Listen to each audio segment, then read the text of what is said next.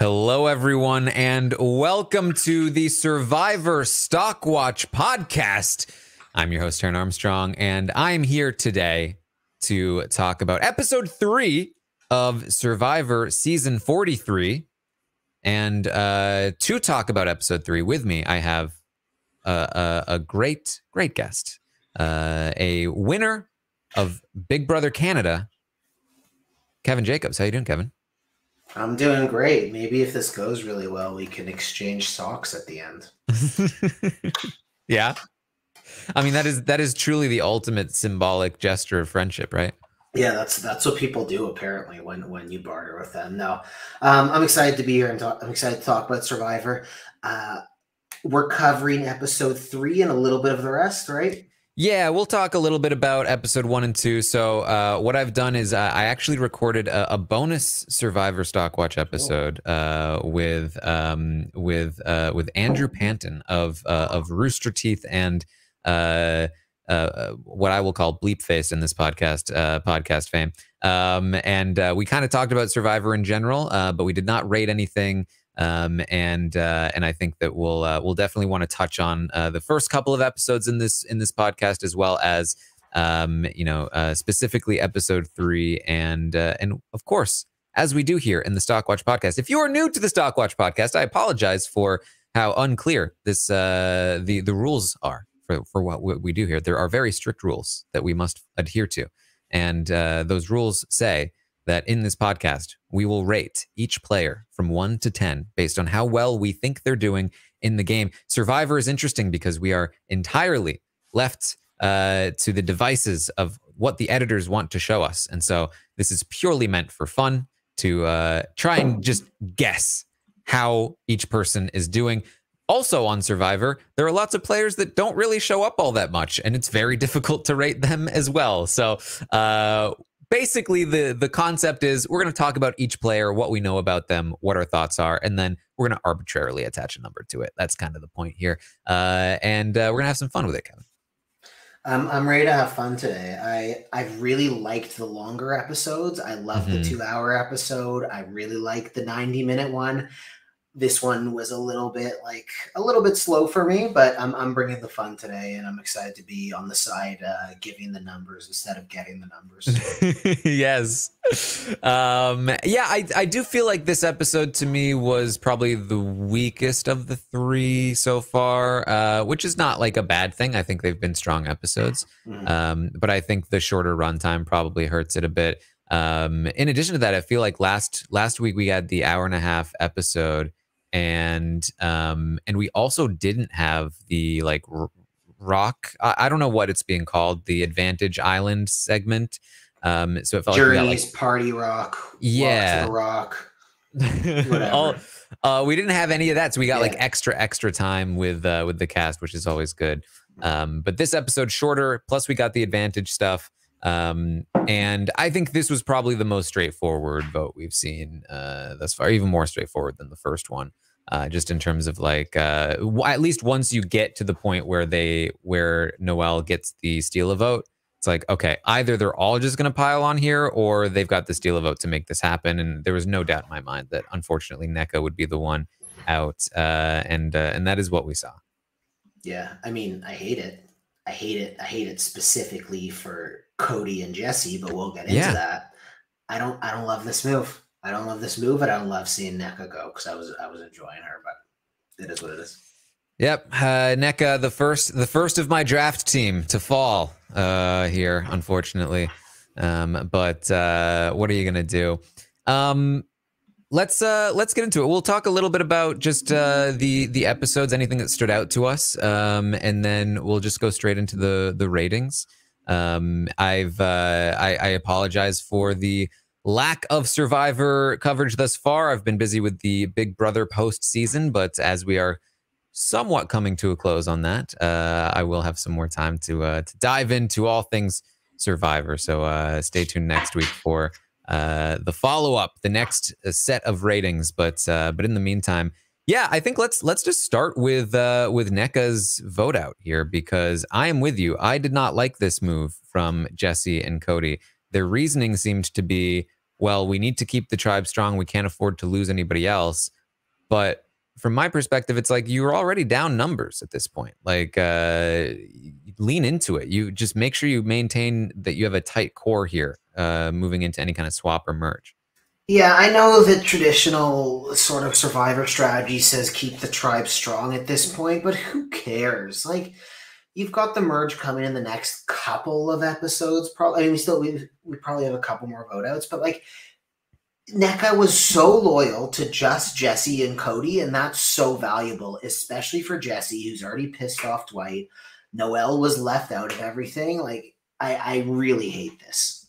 Yeah. Yeah, especially because they, as you said, they just got done blindsiding both Noelle and Dwight. And now they're going to turn around and take out the person that they blindsided them in order to save. Like that blindside is now completely unnecessary. It was unnecessary in the first place, but like now it's just like you wasted that whole blindside.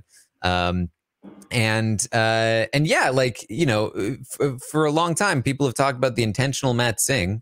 Sometimes it's actually good to be down numbers in a 3-tribe format, because if you do swap or merge, you're going to be the lowest on the threat level in terms of like, oh, we need to make sure we get out this tribe. No, you don't, because they have a small amount of people. If you have a small core of people that are super loyal to each other, that can be very effective. Yeah, I mean, I think they were looking ahead to the merge, which I don't usually, in some cases I do like that, but I think here you got to make sure you're surviving the next round or two. I don't think there was a tribe swap before the merge in 42. Who knows if there will be one here, but if you're Cody and Jesse and NECA's clearly your number 3, keep her around, vote out Noelle or Dwight, and then you ensure yourself not only 1, but 2 more tribal councils where the other one, Dwight and then NECA, go home before you. So I don't like it. Yep. I agree. Especially because, like, yeah, as you said, even if worst case scenario, there's no swap, there's no merge, you keep losing because NECA's on your tribe, theoretically. Then all you need to do is vote out Dwight and then vote out NECA. You're never going to get down to 1 person on this tribe. That's not what they do anymore. So the 2 of you are fine, and either way. Yeah, and you have someone. I don't think volunteering to do puzzles is a really good strategy generally, even if you're good at them. It's just putting too much pressure on yourself. You're making yourself the leader of the tribe. You're basically making the challenge your win or someone else's, because it always comes down to the puzzle. NECA wants to do the puzzle every time. If she's going to do it and fail, I don't care, because it puts her in the spotlight every single round. Yeah, I do think I think volunteering for the puzzle is a losing battle. Because you're right. Like, it's such an easy place to fail. It's also like, there's a reason it's at the end of each challenge. Like, it's a much more equitable situation for any player. Like, you can be really good at puzzles and still lose the puzzle to somebody that's not very good at puzzles, because that's just like, sometimes the pieces just fall in place better, and you get lucky with which ones you decide to place first. And, you know, the piece in the bag. Right. Yeah. Like, there are just all kinds of things that can go wrong. And so to bank on being good at puzzles, I think, is not the play. Obviously, if you're somebody that's going to like lag behind in like a very physical portion, then sometimes you need to, you know, pick your battles and place yourself where you need to go. But I think as long as you're not talking yourself up, like, no, I got the puzzle. I got this. You never want to be the person that's like insisting that you do something. Yeah. Because then if you don't succeed, people are going to be like, I knew it. You shouldn't have done it. But if they put you there, then it's like, look, you put me here. What do you want me to do? Yeah, you just want to be generally affable, nice, don't harm anyone, don't give them a reason for you to stand out, don't give them a reason to vote you out. Just be generally kind. Yeah. Yep. And that's the thing too, where it's like I think we should probably, like, I think it's worth examining. Is NECA actually bad at puzzles? Because she gets the reputation for being bad at puzzles in these 2 episodes. But 2 instances where you lose in a puzzle does not, to me, indicate that she's actually bad at puzzles. No. There's just not enough of a sample size here. And, you know, the way that Jeff phrases it at the end of the challenge is, oh, what a blown lead by whatever tribe they were. I can't believe they blew that lead. But here's the thing. The red tribe and the blue tribe, I'm pretty sure that was those two, they came in from the physical portion of the challenge at the exact same time. The lead that was blown was a lead that was gained by NECA and Dwight, I think, in the first place. Like they got a lead and then lost it. So it's not like they completely sucked and blew the lead that the other members gave them. It was like, no, they pulled ahead and then they lagged behind. Yeah, it's also, I'm gonna adjust here. It's also, I do wonder if it's worthwhile, because I mean, the puzzles are the great equalizer. I wonder if it's worthwhile to study these puzzles beforehand. Because I like this turtle one, this has been in, if I'm not mistaken, it was in 41. I think it was in One World. I looked before this. Like, you can hack these things. Spencer did it in Second Chances, right? Yeah. I think it's always worth, like, if you know you're going to go on the show, it's always worth just like looking at all the challenges, looking at the puzzles, getting a sense of how to complete them. You know, people talk a lot about like, make sure you know how to make fire, make sure you know how to swim, stuff like that. But like puzzles are going to be more effective like most of the time. You know, fire is going to matter once. Puzzles will matter many times throughout the season. Like if you're not studying up on your puzzles, like what are you doing? It's also easier said than done. Like I was someone who before a show, I was looking at puzzles and things like that. And it's kind of hard to transfer unless it's the kind of puzzle where you can totally hack it by knowing the solution. Like I know Michelle in Winners at War had the exact same puzzle that she won at the final 4 or 5 in Co Wrong. That's the kind of thing that's worth studying. Yeah, for sure. Because some puzzles don't really exist, I think, in real life, right? Like they're just like custom survivor puzzles. Like it's going to be difficult to know. But even then, I think you can look at the way that they come together. And even that will give you, I think, a slight edge in terms of like what kinds of pieces should I be looking for? What will it look like as it builds if I'm doing it correctly? Stuff like that, I think, is useful. You know who has a good hack?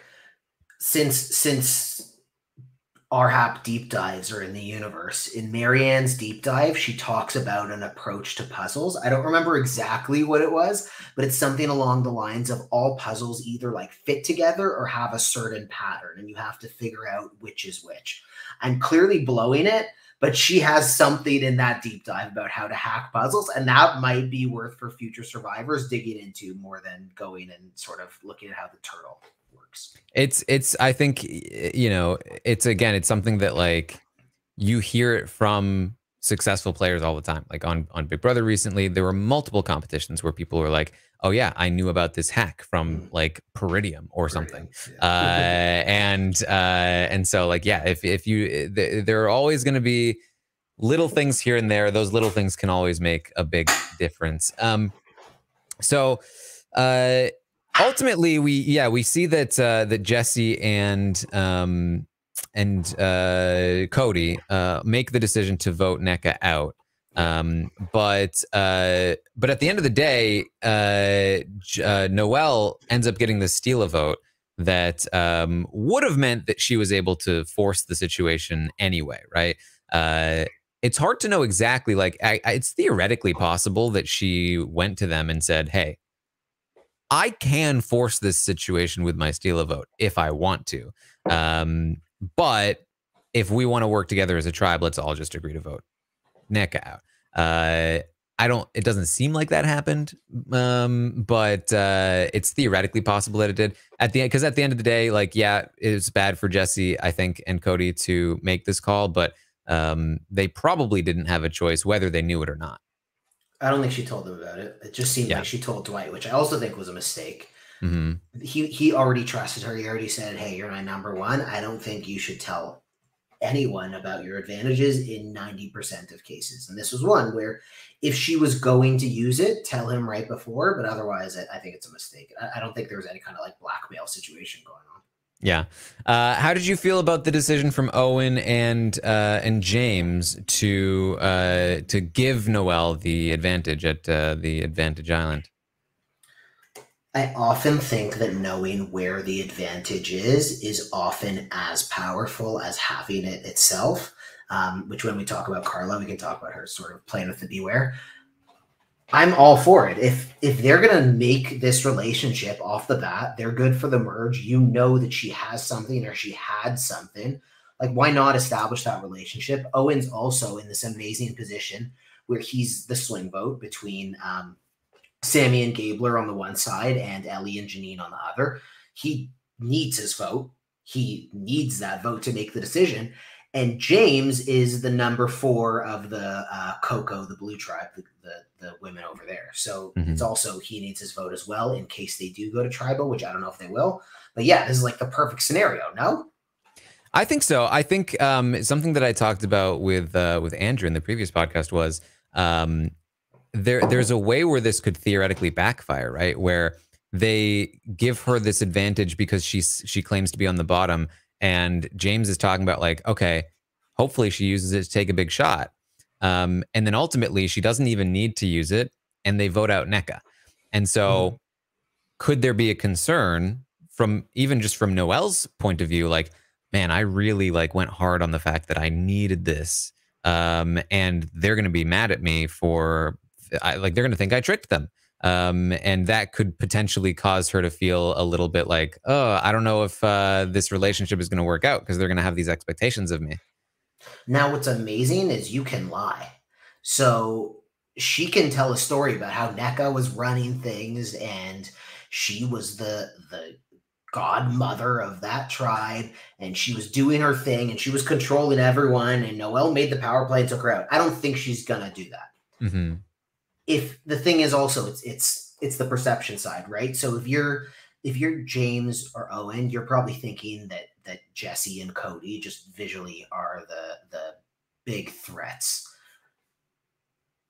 I can also see the side of it where NECA is a legitimate big threat, where if she makes the merge, maybe she isn't the person that people are going to vote out because she's like bad at challenges or whatever, and she could find her way at the end game. So I think you can spin the narrative if you're Noelle, although she seems like she's a pretty straightforward person.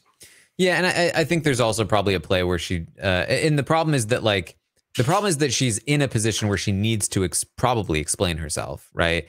And then it's a matter of, now if you're James or Owen, you have to convince her that you are accepting her explanation, or she might feel like, uh-oh, they didn't accept that, and now there's a rift.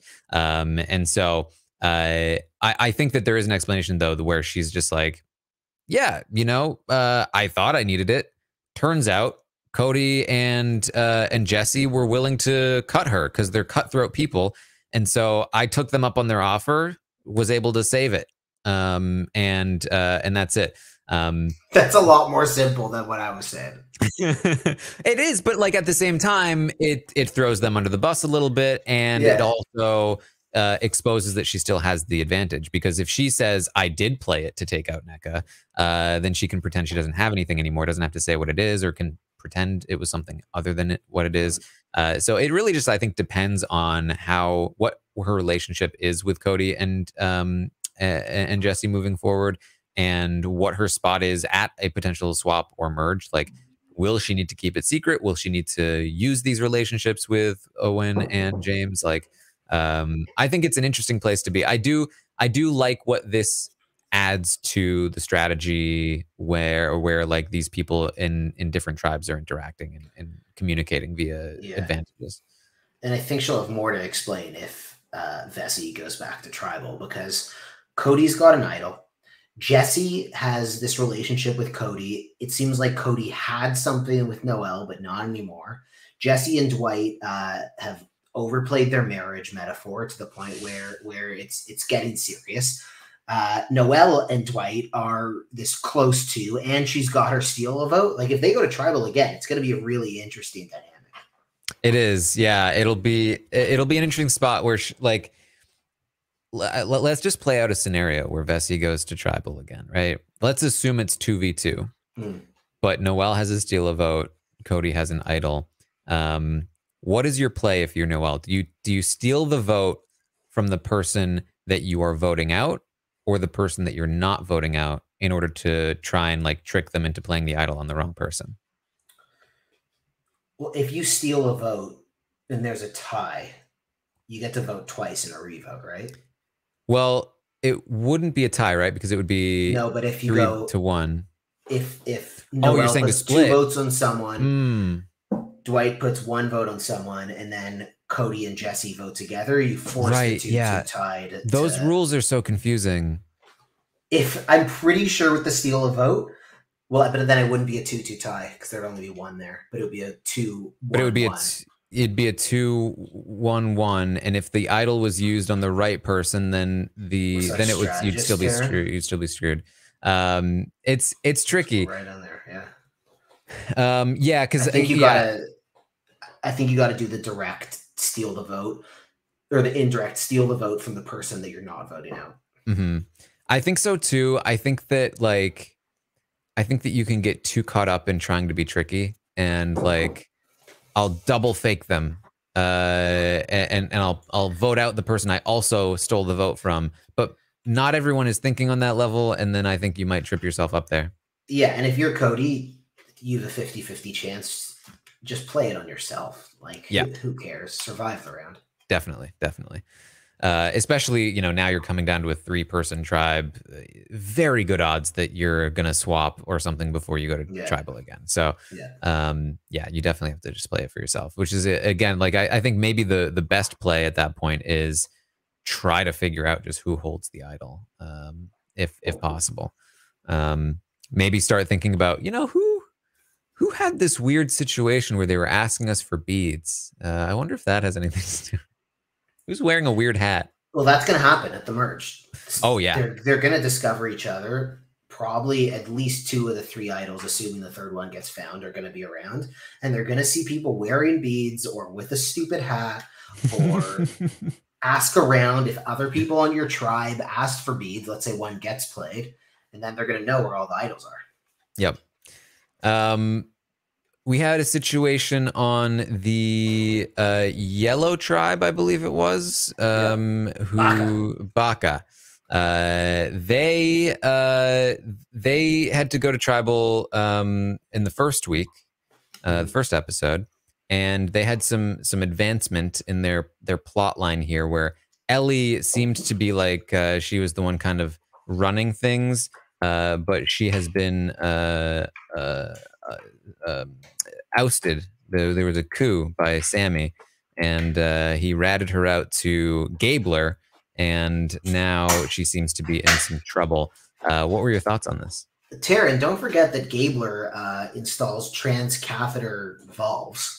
Well, obviously. I mean, clearly he saw this coming before Sammy even came to him, but it's like, I don't know, there are a lot of people in life you meet who are doctors or scientists, or I'm trying to think of, like, I don't know, investment bankers, things that require like real brains to do, who maybe don't come across that smart. And Gabler is doing a good job now of playing off this character he's created with the sling, with his sort of bumbling activities across the place. I loved how he played Ellie. He's like, yeah, I want to give my daughter this bracelet. He's being this, soft dad. He's emotional. So good for him.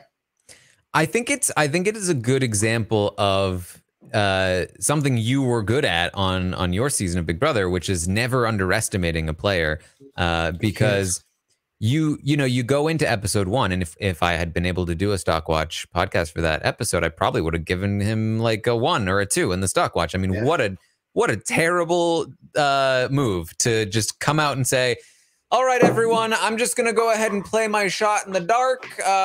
Just like complete wild card kind of thing that for me, if I'm playing with Gabler, I'm instantly like, there's never a thing I'm going to be able to trust with him, because that is so out of the realm of rationality that from my own sort of like limited perspective, that I don't know if I'm going to be able to like understand him as a player enough to work with him.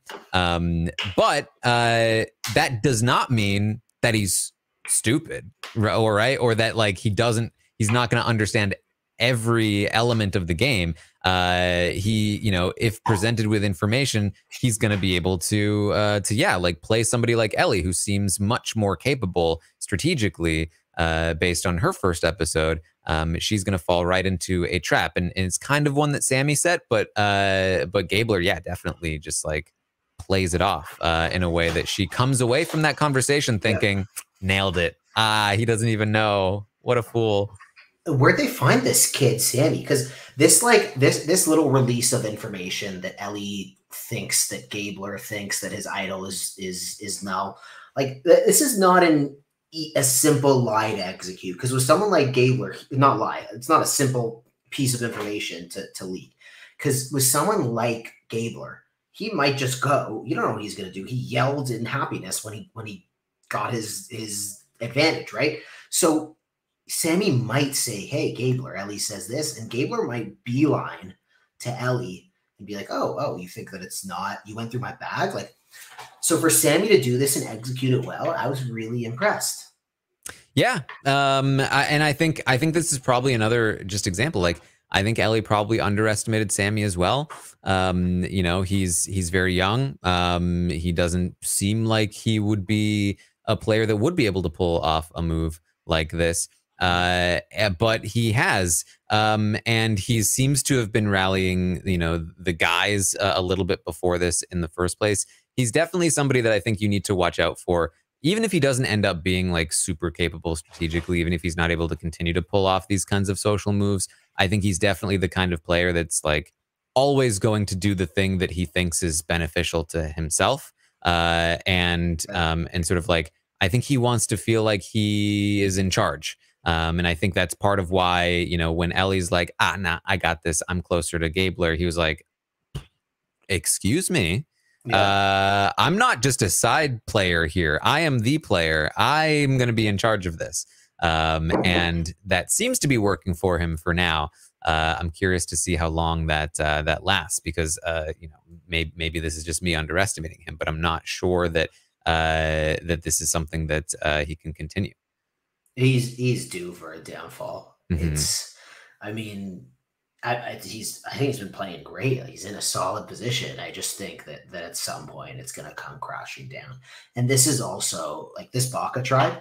They're also really well developed. Janine wasn't really in the episode too much, other than kind of laughing with Ellie. But like, if them or Vessi go to tribal, it's going to be quite interesting. Yeah, because yeah, Owen is kind of and Janine, unfortunately, my #1 draft pick, hasn't really been super present. Seemingly, so far in the episode, seems to be just kind of like Ellie's sidekick. I don't think that's like the worst thing in the world for her right now in terms of edit. I think Ellie's getting the majority of the like, oh, what a buffoon in this episode. But we'll see what happens with Janine as we move forward in the season. Owen though seems to be. Oh, go ahead. Well, I was gonna say it's like they're doing a good job of these more balanced edits. Like Ellie in the first couple episodes, a lot of people were like, "Hey, she's winning the game.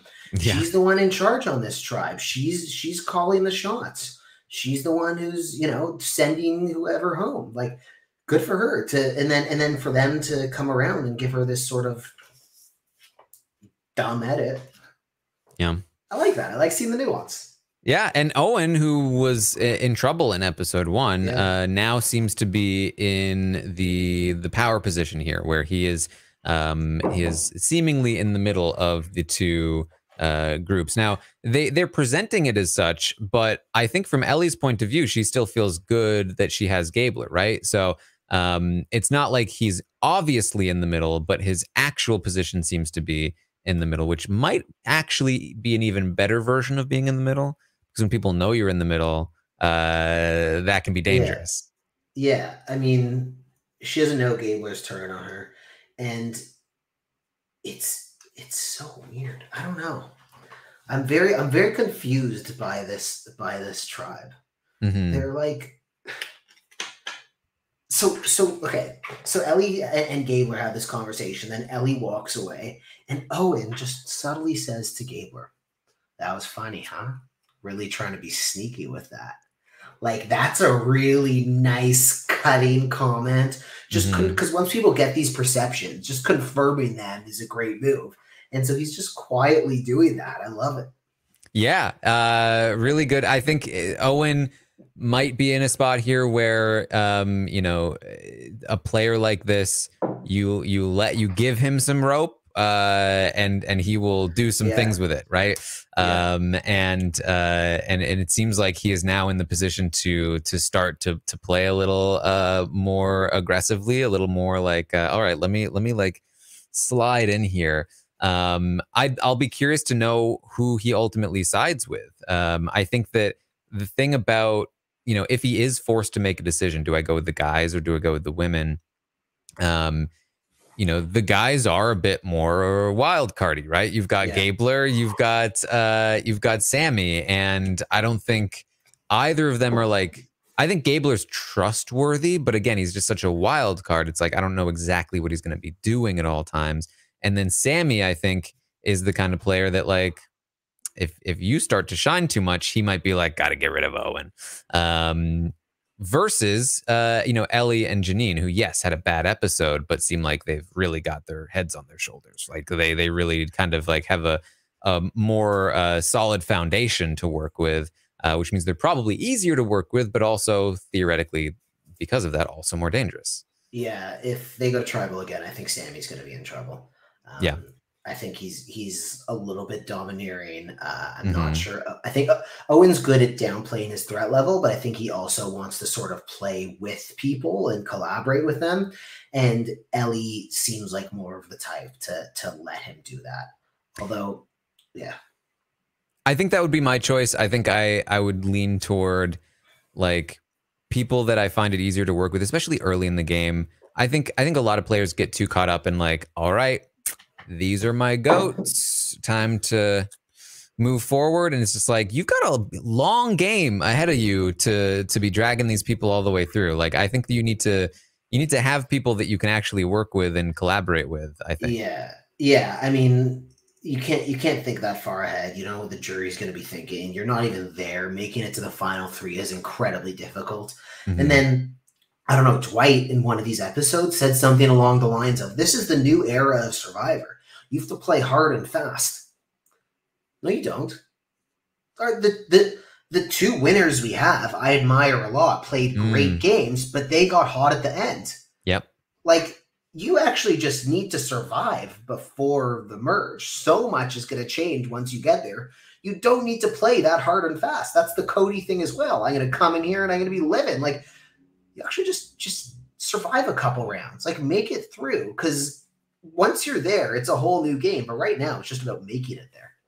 Yeah, and I would say, honestly, especially in Survivor, as opposed to Big Brother, where like in Big Brother, if you set up a nice little structure, it's very difficult to get out from under that in the game. And so playing hard and fast to establish something that then has a momentum that's difficult to stop is effective. But on Survivor, normally that would be the case. In fact, like in previous eras, I would say more important to play hard and fast, get in a majority alliance, and then steamroll your way to the end. Hard and fast early, coast from there. But in the new era of Survivor, with all of the advantages and inter-tribe connections and swaps and merges, and in general, just the meta of how the game plays out, where you're always just cutting down the highest, person sticking their head up the most. Yeah, I think you're right. I think like there's no structure that you're going to put in place, especially on a 6-person tribe of 3 tribes total, that is going to last the whole game.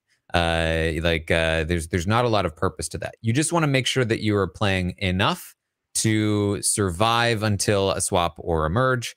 And then that's when you need to figure out what the real structure is probably going to look like. Yeah, I mean, in an 8-person or 9-person or 10-person tribe, creating a majority alliance and a great structure that can keep you in place there makes sense. In this, with 6 people, like, there's nowhere to hide. You can't fade into the background. Like, it's incredibly difficult. And if you're on a tribe that's going to tribal 3 or 4 times before the merge, it actually makes winning the game really hard. Like, right now, looking at how the game has played out, I don't know. There are candidates on other tribes, but if you're on Coco, like, you're sitting pretty. You haven't been to tribal yet, especially if you're one of those 3 girls or James. Like, you're doing okay. you're set up for a nice run. Same thing. What was it? Taku last year, the Orange Tribe with Omar, Marianne, Jonathan, and Lindsay. Yep. They went into the merge the most solid, the most people, and they ended up, I think all of them were in the final 6, if I'm not mistaken. Yeah, I think going into a merge in a 3-tribe setup, you either want to be the tribe with the most players, and then use that to your advantage, divide and conquer whatever you need to do, or you want to be the tribe with the least amount of players, so that you can sort of like be used as numbers to work your way somewhere else. I think being in the middle is probably the place you don't want to be. Middle amount of players, probably not the best spot. But yeah, I'd be curious to know too, like, if we went back and looked at all 3-tribe format seasons, how often the players that were like dominating their 6-person tribe go on to win the whole game.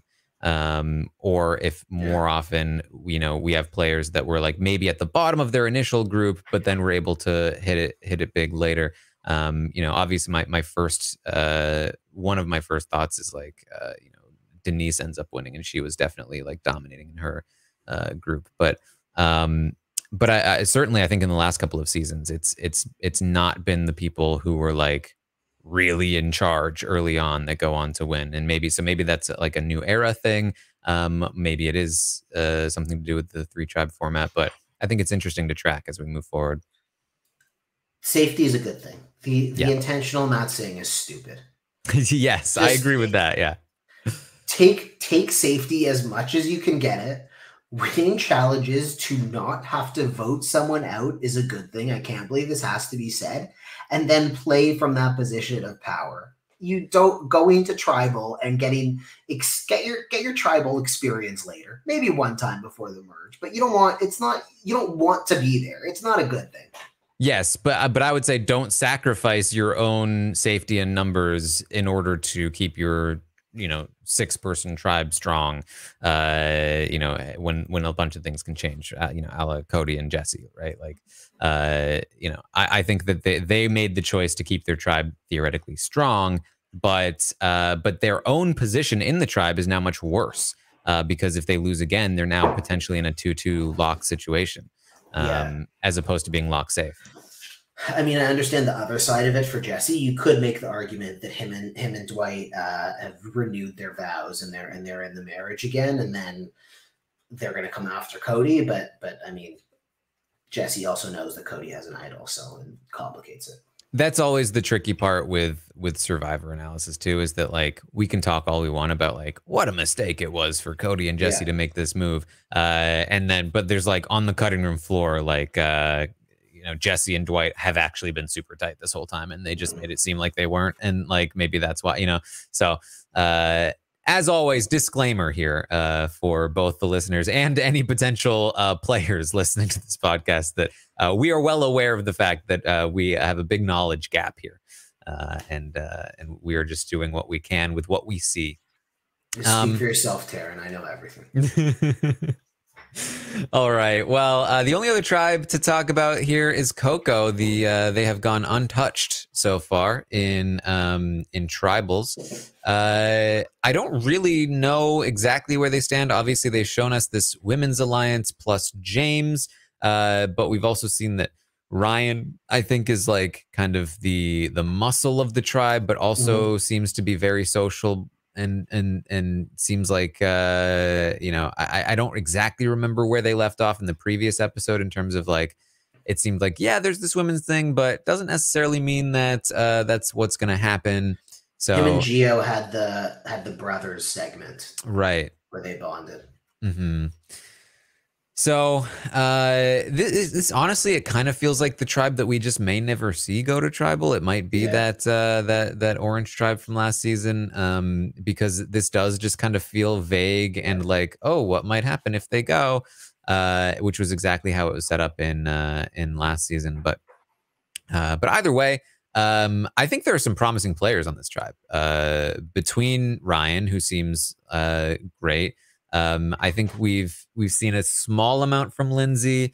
Carla, I think, is one of the most promising players so far. You know, James giving that advantage, I think was clever, and the way that he has been able to sort of like, okay, I'm with the women, or I can be with the guys probably. And then Gio, I feel like we saw a bit from in the last episode, and he seemed like he had some promise to him. I think Cassidy is probably one of the people on the entire cast that we've seen the least from. Yeah, she also had this confessional this episode where, I mean, we don't really know her that well. Yeah. She's like, yeah, everything's great at Coco until we slit each other's throats. I'm like, okay, Cassidy, what's going on there? I think this is bad news, because if she's like that fun in confessionals and willing to talk about like slitting throats, and we're still not getting much from her, I feel like that's not a great sign. I don't know, because there's a reason why we saw the three women. It's true. Bonding and this big, I mean, that's really been the Coco story so far, other than the Ryan and Gio thing. It might be that it's all about Carla. Because Carla is front and center. Yeah, she got the advantage this episode, but it was the entire Coco storyline was around Carla. There was nothing else. It was like, it's James' birthday. Just kidding. Let's go talk about this other thing. Yeah. Well, I think definitely talk a lot about Carla with her rating as well. This episode, I thought she performed very well. But yeah, just in general with Coco, it's so hard to say how things are going to break down until the way they actually get to a tribal and we actually start to see. Because I remember multiple times where, like, in exit press, people were coming out of that Orange tribe last season like, oh yeah, it was never the way that it was portrayed. Like it was never going to go that way. And it kept, like, on the episodes, it was like, now we're going to vote out, you know, Erica. Now we're going to vote out whoever. Like, but it was like, those were not actually what was happening. So I feel like, as far as my Coco knowledge, I feel like it's like, yeah, I have no idea, other than just like Carla seems like she did a great job. Yeah, we don't know. I love Carla. Yeah. I really love that energy.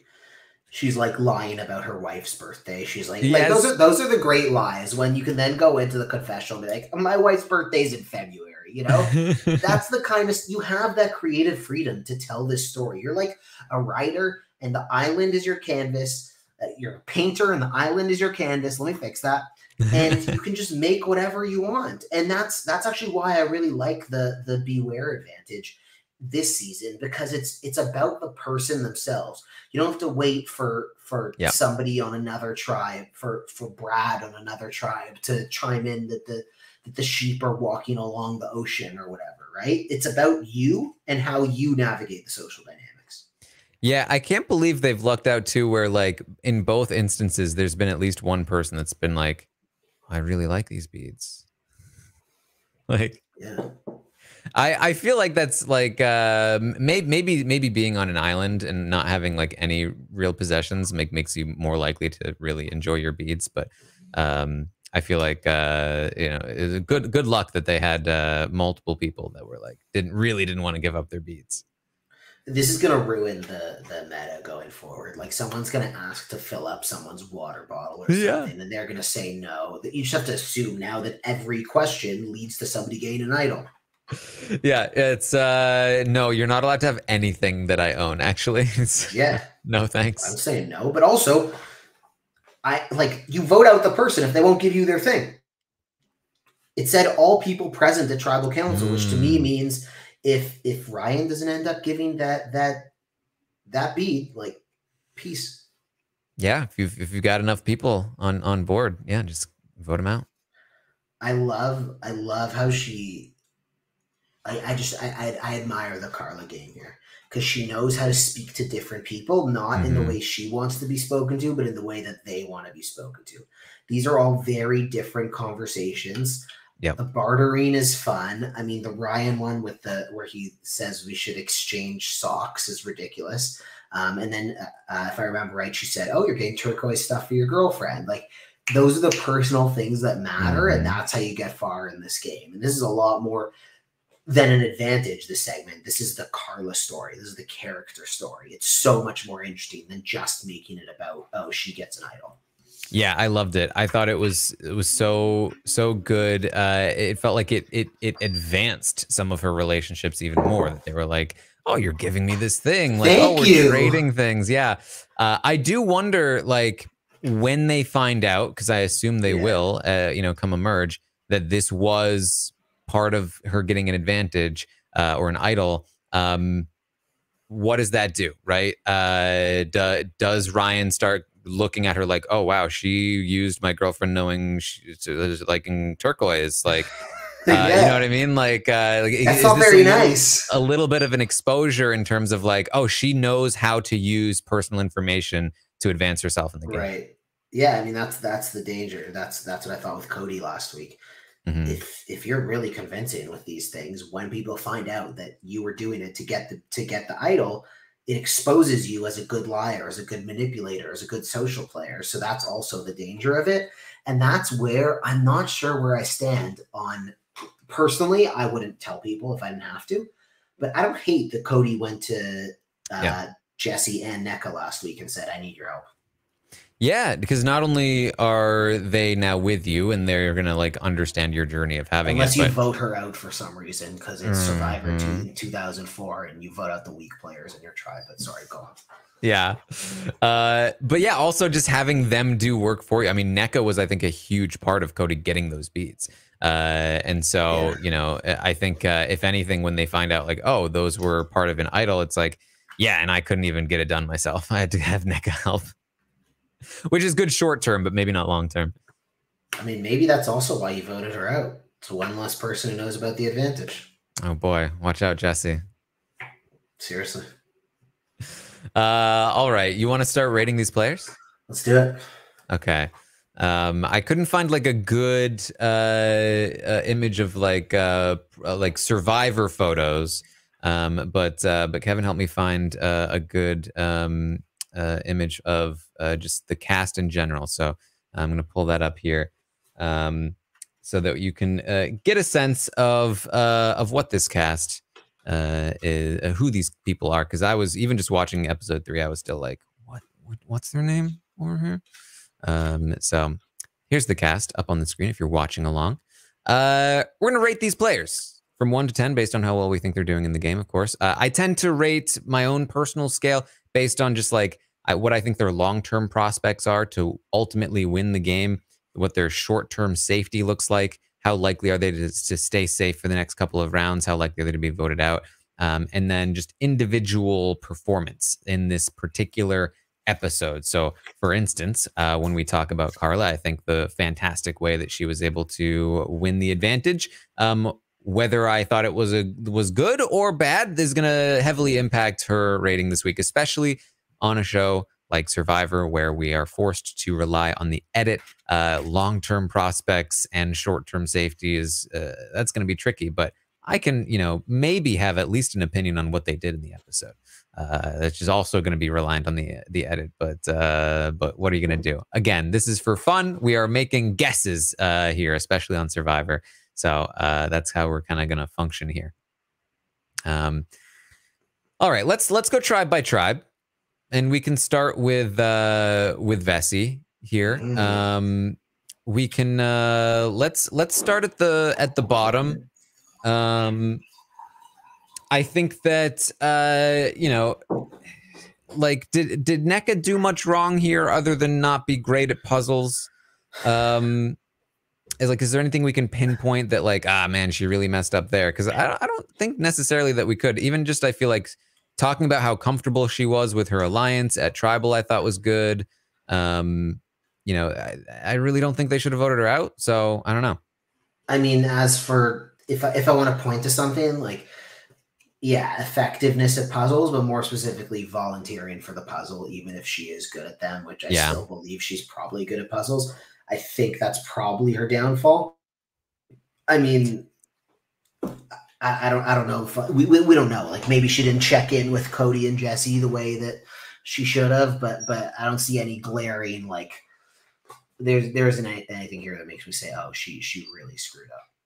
Yeah, and if anything, I think the fact that we hear from them about like how difficult it is to vote her out, and she's like a mom to them, and like all of this stuff, family stuff this season. Ellie's got her kids. Like who Jesse and Dwight are married. Jesse's mom is NECA, and that's also after 6 days, he's like bawling his eyes out. Good Yeah. for her for building that relationship. This was clearly hard for him. It's been 6 days though. Yeah. I'd probably give NECA like a 4. I really just like, you know, maybe it should be a 3, but I feel like, I don't know. I feel like she had potential here. I think she got a little bit screwed by just like, you know, the format and the fact that like the Steal a Vote came into play and just like, you know, the puzzles being what they were. I feel like she had potential to run in this game. Yeah, I'm gonna throw out a 3. Unfortunately, I really don't think she did a ton wrong, but in these small tribes, even something like, let's say she did volunteer to do the puzzles all the time and failed, like those are the kinds of things that can get you sent home. She is someone. Of the first 3 people voted out, I would love to see NECA again. Like, she was really fun, the little we saw of her, and I feel like we missed out on something with her because she had this great energy at that tribal. She clearly built these strong bonds. I just hate it pisses me off to see someone go home because they're not seen as a challenge threat, especially when to me it's a bad move for Cody and Jesse. But a begrudging 3. Let me see if this might actually work better if I pull up this one instead. From the Survivor wiki. It might be too small though. Bigger. How's this? Is this okay? We can kind of move. Cool. All right. So that was NECA. Spoilers for the first couple episodes. Oh boy. So next up, I definitely want to go with Cody and Jesse. I feel like they make the mistake here. I don't know which one is in a worse position though, because I feel like Jesse is a more capable player overall, but Cody does have the idol here. And Jesse is the one that really had to like actually burn Dwight. I don't know what the status of that relationship is now. So I'm kind of torn here. Yeah, I mean, it's tough because a couple things. One is Jesse's doing a lot early. He's having a really, really busy pre-merge.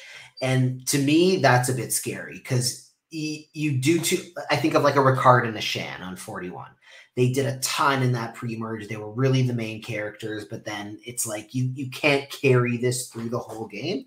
If Jesse gets to the end, sure, but I think he's going to have a difficult time getting there because people have seen them burn him before. Sure, Dwight's willing to forgive him now, but the next time he burns someone, like how can you work with him? So I'm worried about Jesse long term, although he is getting the kind of content that you like to see from a winner. Yeah. I think I'd probably give the pair of them. I'd probably just give them both 4s as well. Just like, and again, if you're new here, like for me at least, I'm rating the player that was voted out. Obviously, that's gonna hinder their rating a bit, but for the most part, I'm just kind of trying to grade their performance on their way out. So the fact that I'm giving Cody and Jesse the same rating does not mean that I think that they are in similar positions. Obviously, it's just a slightly different scale for me for the person voted out. And that's in part as well a way to, if we do eventually get this into an actual functioning game, and there is like a boot list out there, then it won't help as much to know who gets voted out every week if the ratings aren't so straightforward. So we'll see how all that plays out. Can you rephrase what you just said? I didn't follow that last sentence. Well, basically, you know, how the Survivor Stockwatch works in Big Brother is that the ratings influence the price of each player as we go. I would like to do a similar game for Survivor, but that's reasonable. Sometimes spoilers come out. I don't think there are spoilers out this season. I'm not sure. But I don't want to know if there are spoilers. Exactly. And so like if there are spoilers and there's a game, that would just completely wreck the game unless the ratings are not something that are as tied to spoiler things, right? So if the person that gets voted out, if they know who gets voted out, they could be like, haha, stay away from this person. But then if they get like a good rating anyway, because they played really well on their way out, then it's like, haha, you played yourself. Yeah, they just get like twist screwed or something. Yeah. So my rating system is not scientific. It's not like Jesse doing a survey. It Yeah. is just totally made up, and based on absolutely nothing. So I'm giving Cody a 5 here. Hmm. I do think Cody is on an interesting trajectory because he was so over the top in the first and second episodes. And this one, he actually wasn't as involved, which is really interesting. So I'm just trying to figure out what's the story they're telling with Cody. Is it the story of living? Is it the story of someone making a deep run in this game? And although I don't agree with his move of taking out NECA, I do think he's still in a decent position here where he has an idol. And if the votes are clearly coming his way in a group of 4, you're probably going to know. You're probably going to get that feeling. He has the idol to protect him. So I'm giving him a 5. Jesse, I'm actually gonna throw out the 6 for Jesse because although I also don't like the move, I think he's in a better position. He knows where the advantage is. He is in a better relationship with Dwight and with Noelle, who agreed they could work with him. I just don't see him being the next one to go on this tribe. And I do think that if he can make his way to the merge, he's going to be a little bit sketchy because he's turned on them before. But I've still got hope for Jesse making a run because he does have all these different connections and is probably you can make the case for Dwight, I think, these days. But I think Jesse's in the best position on Vesey still. Interesting. All right. I think for me, I'd have Dwight next, and I'd give him a 6. I think that you know, he got blindsided in the previous vote, not great, but in this episode, he's able to get Noelle as a solid ally. He gets the information about her advantage. Any connections she made to the other tribes, he probably will benefit from. He's in a position where now Jesse is probably like, you forgive me, right? Like maybe a little bit in a power position in that relationship. And I do think that ultimately the vote steal is going to be a little more valuable in terms of if it does come down to a 2-2 split than the idol, because you know, let's say Cody wants to definitely use the idol on himself. If you're Jesse and you know that there's a vote split or vote steal on the other side, do you kind of just go like, okay, hold on. How I'm with you. How can we convince Cody to not play the idol on himself, right? Yeah. So we'll see, though. I think that I think that Dwight also has the ability to sort of like go into a swap or a merge and be like, yeah, Jesse screwed me. I was at the bottom of that. Work with me. So I think he has those things going for him, and I'd give him about a 6 here. I'm really enjoying watching Dwight. Like, he seems very nice. He seems like a very nice guy. But that's not always the quality that I want out of my castaways. He was very hurt by this turn. I was impressed because the preview last week made it seem like he might like be out for revenge against Jesse, but revenge is a waste of time in these games. You know, revenge is useless unless it's going to advance you in the game. It's fun, but I liked how he bounced back, and I do think he's in an okay position in that he's positioned himself between Jesse and Noelle if they go to if for some way they can actually get Cody out. I'm still giving him a 5 though, because I don't know how this guy wins. I don't see that journey developing with like 5 or 6 or 7 other really solid contenders that we have right now. Interesting. I think he has like I think there's some charisma there that I think he's a likable enough guy. I think he could get in a good spot. A ton. You see him on screen and he like attracts the camera. I just think like, I don't know that killer instinct is there yet. I haven't seen that from him. I don't know that he's like, Jesse's almost too much of a shark at this point, but Dwight is like a nice, what do you, a baby shark to do? That's what no. You know? All right. Finally, for me, I'd have Noelle probably at the top of the tribe. At least in this episode, I think convincing Owen and James to give her the advantage. Really solid play. And then survives this vote without even having to use it. Seemingly only tells one person and not the rest of her tribe, which she can always choose to tell them later. And I think that this was just a good episode for her. And I think that she's probably in the best spot here, one of the better spots, at least moving forward, with this steal a vote. I feel good about her in this episode, and so I'm going to give her a little bit of a bump for winning that advantage to her side. I'm going to give her a 7. I'm also going to give Noelle a 7. She has, and this is largely based on this episode alone. This was the first time that looking at her was like, okay, she's in a really nice position. She built these relationships going into the merge, which seem like they're going to be important. She is only connected to Dwight on her tribe, which I'm nervous about. Cody did have a confessional in, I think, the first episode where he says, I'm close with Noelle. Or maybe it was the second episode. Yeah, it was the second episode where he was close with Noelle, which is good, but she's clearly been burned there. I also really love how she played going back to the 3-person alliance, the Beware. Yep. I really like this to the point where I think if you're going on not a Beware, on a journey or a Party Rock Island, if you're going to this, you should lie and make up some reason why you're at the bottom of your tribe or you really need this advantage to be sure of it. And if they say no or whatever, you know it, but this is a great way to build relationships. I don't love that it seems like her value to her tribe is her like being good at challenges. Mm-hmm. Again, that's just they were deciding between her and NECA, and it seems like her being more athletic was the reason why they kept her. That's not that strong of a reason, but I do like that she's got these relationships. I don't know about her chances to win, but it was, if there's a star of this episode, it's probably her. Yeah. I definitely think there's a case there. Let's talk about Baka, the Yellow Tribe. They've lost one person in Mariah. I think that in terms of this tribe, I think you have to say that Ellie had the worst episode. Definitely a bit of a fall from grace here.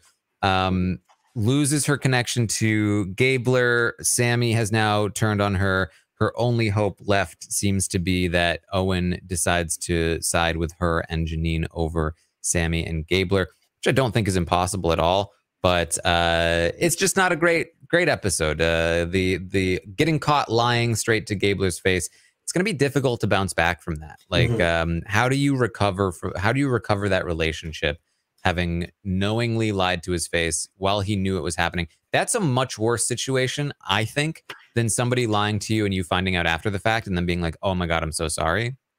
Because they still haven't experienced the moment of you lying to them, right? Yeah. Like, they don't have the memory of, in this moment, they're lying, I know it. They have the memory of believing in you. Turns out they were wrong, but don't worry, believe in me again. You already know what it feels like. Yeah. Like, it's still not great, but it's not as bad as the firsthand experience of, oh, this person is straight up lying to my face right now. And then Owen comes in with the knife, really trying to be sneaky with that. Just, it's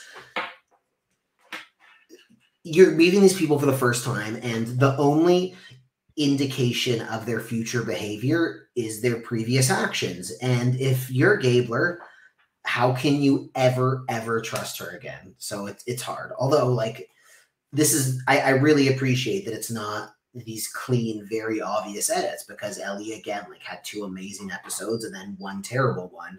So I like that. I'm interested. Yeah. And I think also just the fact that Sammy has ratted her out in the way that he did, right? That's going to be just having done that to her, it's going to be difficult for him to work with her moving forward, because it's a pretty like hard play.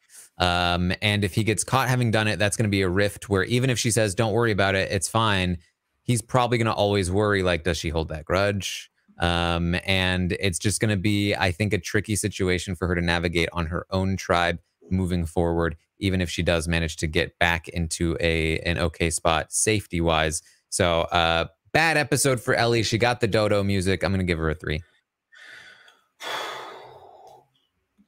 This is one where I don't know whether to go with this. This is why we're having a criteria would help. Because season long, I still feel okay about Ellie, because I do think Owen's going to go with her and Janine. based on this episode, I don't feel great. I'm giving her a 4. It's, you make mistakes in these games. Those things are gonna happen, and you can recover from them. And I do think she can recover from this. I think she needs to move off of this group, but it was a really bad look. It was a really bad look this round. Yeah. All right. How do you feel about Janine? Janine here on the tribe.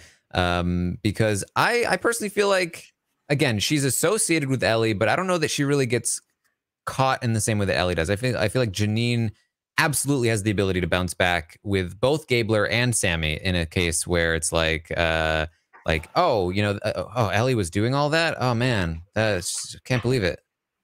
I have no idea. She's barely in the episode. I don't know. I don't know. She's definitely doing something over there. What's she doing? Who knows? Janine? I don't know. I assume they're going to vote out Ellie before Janine, but also Janine hasn't had that much of a presence. Like, what's her story to tell? So, you know what? I'm also just going to throw forward Janine because I don't know. I have no idea, Taran. Yeah, I went with a 5 for similar reasons. I just don't have enough information to really go in any particular direction with her. I don't know where she falls other than, you know, I can't believe that she's fully attached to Ellie in terms of her fate. So who knows?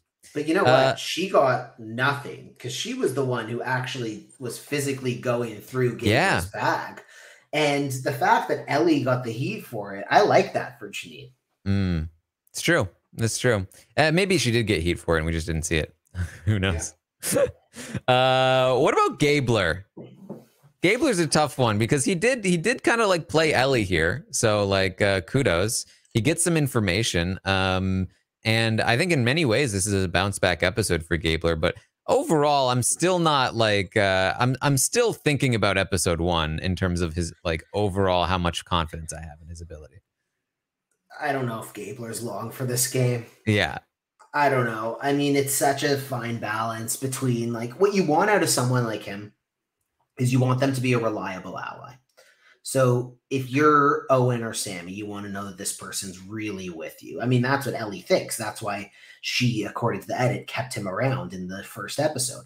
So how do you make sure that he's going to be loyal to you when you're Sammy and you've so quickly turned him against Ellie? So to me, I don't know. I hope he never gets voted out. I'm incredibly entertained by him. Maybe it'll get to a point where it's too much, but I'm still like, I'm still at a 5 with Gabler. He's just, how does he win? How does he win the game? Yeah, I think I have to be at a 4 for Gabler. I think, again, if I was rating him in episode 1, it probably would have been like a 1 or a 2. And that's kind of, so I'm kind of slowly crawling back up from that. This was probably his best episode yet. But I'm still not recovered from episode 1. I've got safety for 2 tribals, but I'm just gonna tell everyone I'm using my shot in the dark. Like, okay. He's fascinating. It's this new interesting archetype. I mentioned Brad before. These guys who are just sort of, I don't know, they're unique in their own way. Like, I don't know what this man's up to. I don't know what he's gonna pull next. There's also the narrative continued of him being like not feeling well a little bit. I'm worried about him still. I don't know where that's going. Yeah. All right. What about Sammy? Sammy, who makes the move here to rat out Ellie to Gabler, tries to put together this guys alliance. Again, I would say like, yeah, it worked. Kudos. But how long does this last? Because this is a big play.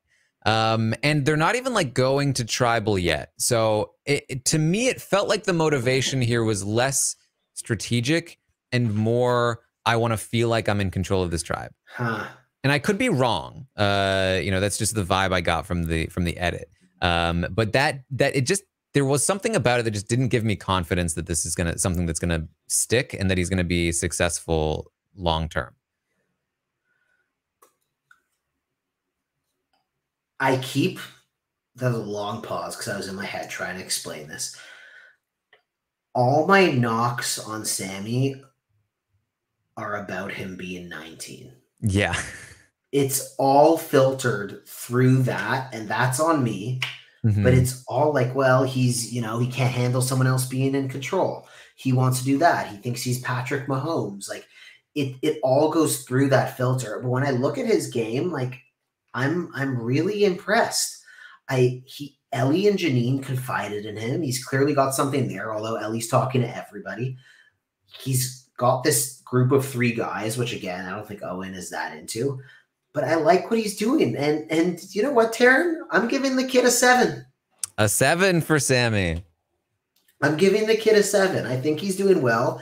I would be really concerned if they went to tribal because, again, the timing of that is not that great. But I'm really enjoying this. And I think he's playing to win. And that's all you can ask for. All right. I think I have to go lower with a 5 for Sammy. I just between again Surprised you're that high. Well, because again, I want to give him credit for pulling off a successful move. Yeah. It's just like I still don't know how successful it is going to be ultimately. Like unless Owen is with them, then all he really did was potentially put himself in the line of fire. This could turn out to be a mistake, right? Yeah, for now it's going to be a 5 here for Sammy. And that for me leaves Owen at the top of the tribe in the middle position. Seems to have the most power. He also has a good episode in that he's able to make a connection to both James and Noel on other tribes. I think he plays that pretty well as being in this middle position, probably the safest spot on his own tribe. I feel very good about Owen in this position. Obviously, if we had come in episode 1, I would have been like, uh-oh. But it seems like he's recovered very well and is now in probably the best spot in his tribe, and I'm going to give him a 7. Yeah, he's playing beautifully. He's right in the middle. He's going to make the decision. He's going to go with the women. He also does an incredible job. I'm always astounded during the challenges how people keep their eyes open. I know it's salt water. Oh, yeah. Underwater. Owen unties that thing. His eyes are wide open. Like, I know you're supposed to be able to open your eyes in salt water, but to me, I can't do it. I don't know what that feeling is. I would need the goggles. But he does such an incredible job, not only keeping his eyes open in the saltwater, Taran, but also positioning himself in the tribe. Does a great job at the journey. Like, he knows where the advantage is. He creates 2 relationships. He even seems like he's sort of taking the lead there. He tells James to read the instructions for the advantages. Like, he's clearly sort of coordinating things. He has his little moment where he's calling out Ellie. Like, I love it. Give me an 8. Give me an 8 on Owen. An 8 for Owen. There you go. All right, let's talk about the final tribe here, Coco. This is the one that we have the least amount of knowledge about. Beautiful. So expect like a whole slew of 5s probably, but speak for yourself, Taran. Oh, all right. Well, I guess let's just start with Cassidy because I have really no idea on Cassidy, and I'm just gonna go straight with a 5 for Cassidy because I have no idea what she's doing in the game, where she's really. I mean, she's with the women, but I don't know how solid that is. You know, we also thought that on the Yellow Tribe that the women were strong until they voted one of them out. So who knows? She seems chill. Hopefully, we see more. I've seen enough from Cassidy to make me think she does something this season. Yeah. Like, a couple of these people, so people have disappeared in some episodes. Cassidy's always been there for some reason. And maybe that's just because she's a good narrator, has something to say. But the fact that she's in this episode, which is really Carla's story, and she has something to say, which is that, hey, everything's great at Coco, but we're going to slit each other's throats. I'm going with a 6. Like, she's in that alliance. She's in the power structure. Like, I feel good about Cassidy doing something this season. I don't know what it is. I don't know her yet. I've just met her. I don't know her, but she's doing something. I hope she does. It's the Bryce. It's a look prophecy should be fulfilled. Yeah. All right. What about Geo? Man, this is just so tough. We not only have we seen so little from these people, but like also I feel like most of this tribe we didn't see at all in this particular episode. So like, did Geo say anything in this episode? I don't even like. The Carla got a bead from him. Yeah, that's it. He had the specific bead he liked, and she was able to get it from him. Yeah, I mean, for Gio, I'm just gonna throw out a 4 because he doesn't seem like he's part of that group. That group of 4 that's supposedly running Coco, but I have no idea. I think that's about right. I think that also, like, between him and Ryan as the two people that are theoretically outside of the group, he's probably the more likely to be voted out because Ryan's such like this big challenge presence. Ryan's been really good in the challenges. Yeah. So Gio might be the lowest person I have on the tribe, but not for any real reason. I like him. All right, what about James? Because I did like, again, similar to Owen, I liked what James did with the advantage. He also, even though he's not like in the majority, like it's not like if the women are working together, then he's probably the 4th, but he is with the women. He'll be probably the last person the women vote out, at least according to what we're being shown. So I like that. I think there's reason for me at least to go up to a... You know what? He's safe on his tribe, seemingly, and he had the advantage play. I'll give him a 7. I'll give him a 7. Wow. Gotta give somebody something other than a 5 or a 6 or a 4. I'm actually gonna come in below you. Yeah. I'm giving him a 6, and I actually really like James' position here. He had that good time on the journey with everybody else. But the one thing that I really, really didn't like from him this episode is that I think Lindsay's like, it's your birthday. You can do whatever you want. And he's like, great. I'm going to go look for an idol. And everyone's like, oh. That's like, right. I forgot about that. Not the thing to say. Don't announce it. Just be like, I'm going for a birthday walk or something. I don't know. That scared me a bit. I would have liked to see a bit more of his birthday. Just this has nothing to do with his rating, just from like a Survivor character type of thing. That's a really interesting scene. I mean, it just led into the Carla advantage. And then I think she's talking to him where she's like, oh, like, what would you do? What would you do with the Beware advantage, James? Like, just curious if I had one. If you had one, or if there was one out there, would you take it? So I think that's a good sign for him that he's the person that Carla's speaking to. Mm-hmm. But I haven't seen enough to give him a higher rating, and it's also because he just said, "Oh, do you have to?" Although I do like him, I like his position. I think he said in episode 1 that he wants to undersell his threat level, which is always something you want to hear from people who are egotistical maniacs who go on reality shows. So I'm sticking with 6. All right. I'm going to skip over Carla for now, and we'll talk about Lindsay, who similarly, I just have very little information to go on. I think I probably just have to default at around a 5. I've seen so little. I just don't know. Yeah, I'll join you on that. I would have given her a 6, but of the 3 in the all women alliance, I feel like Lindsay seems the least involved to me so far. She gave Carla a huge thank you for stealing her bead. I mean, I would love if what you said happens and it turns into a revenge drama, but I don't know. There's much to go on here.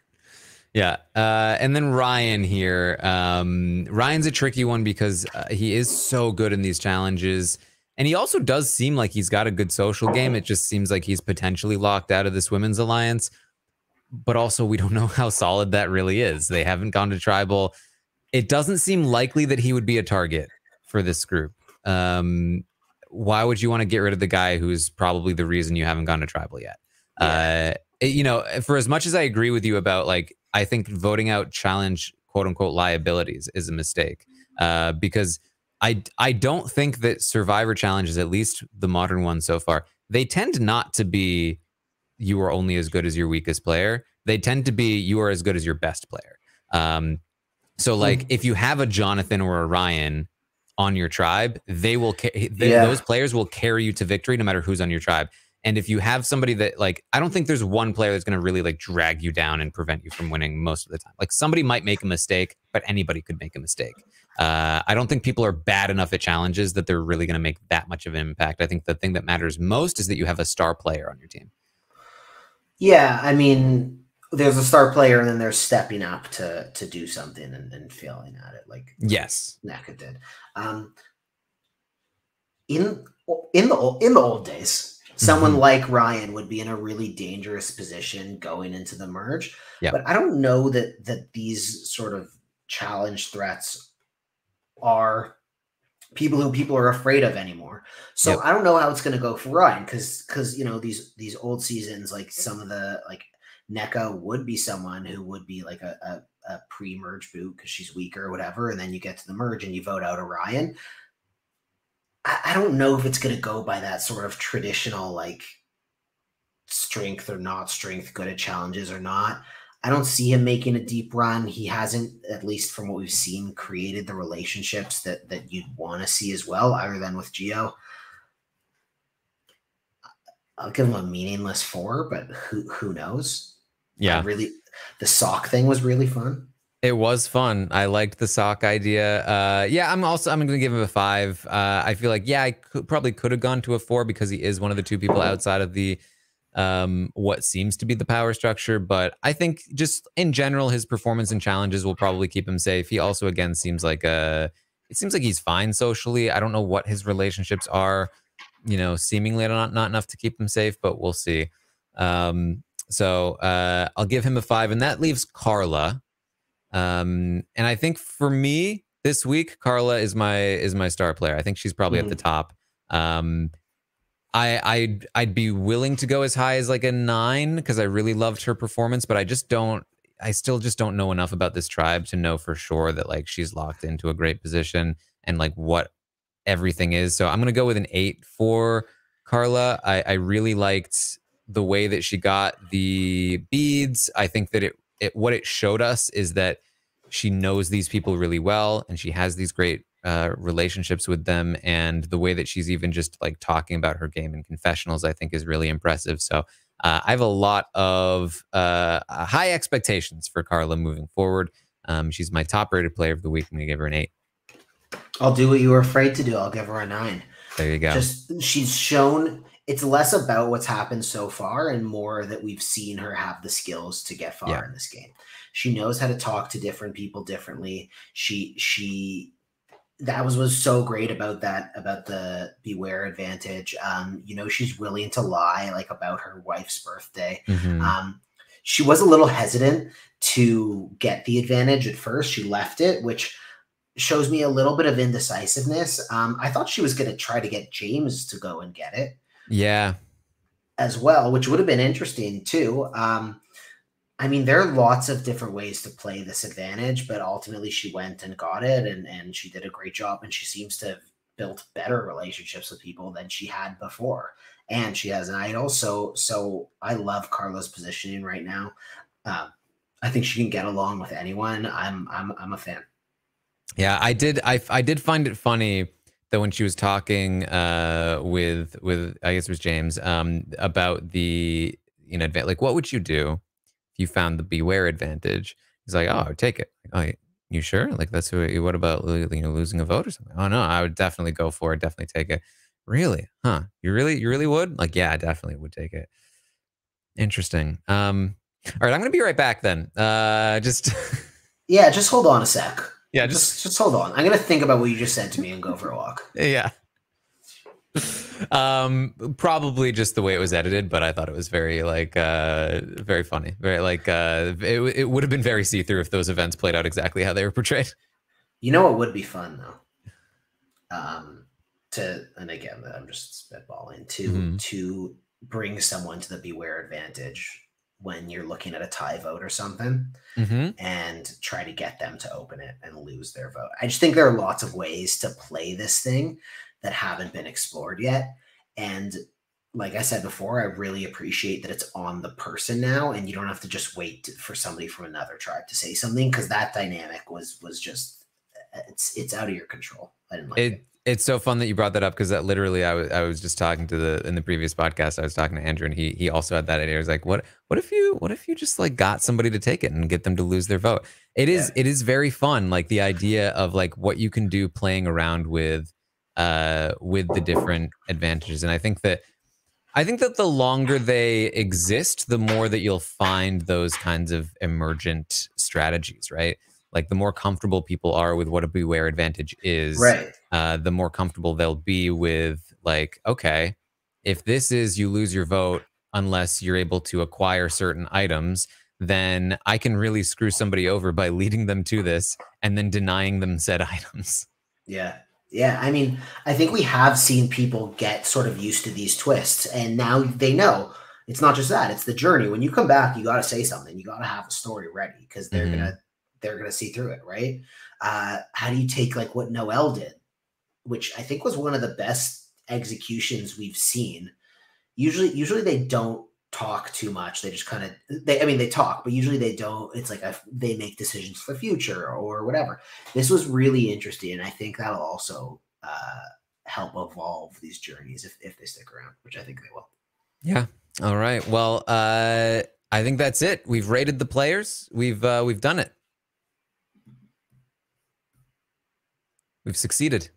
Cool. I hope we brought a little bit of fun to it, because this episode wasn't my favorite. It wasn't my favorite episode, this one. But I do think it's like people are talking about the House of the Dragon, right? Like it's like an early Game of Thrones season. Yeah. They're really setting up the pieces right now, except in Coco, where we don't have any idea what's going on.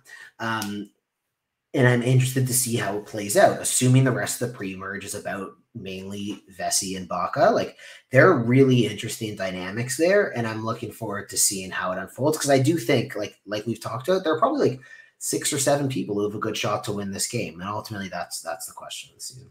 Yeah. I think very, very strategy heavy podcast today, but there was a lot of fun things to get into the weeds about. We game bonded a little today. We did. There were multiple moments. I think it's in part because I was talking to you, where I was like, this is a whole rabbit hole. Let me just go down it. Let's explore this one.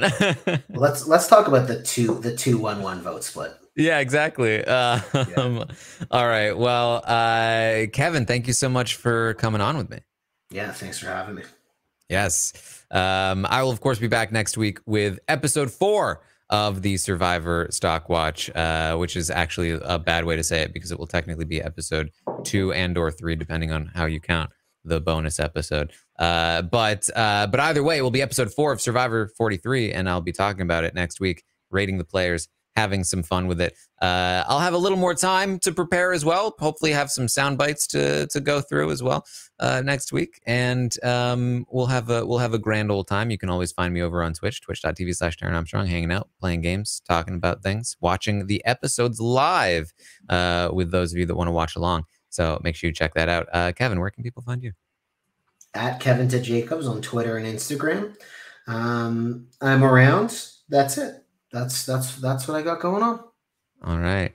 Well, thank you all so much for joining me here this week. And you know what? Yeah. You know what I've never plugged? Connect with me on LinkedIn if you want. I'm easy to find. I've never done that before, but I'm there. I'm there too. The LinkedIn connection. Give some endorsements. Yeah. Yeah, I'll endorse. I mean, if I know you, I'll endorse you. If we get to know each other, I'll endorse you. You can endorse Kevin for podcasting skills. Yeah. Let me add that to my profile. There you go. All right. Thank you all so much. I will see all of you next time.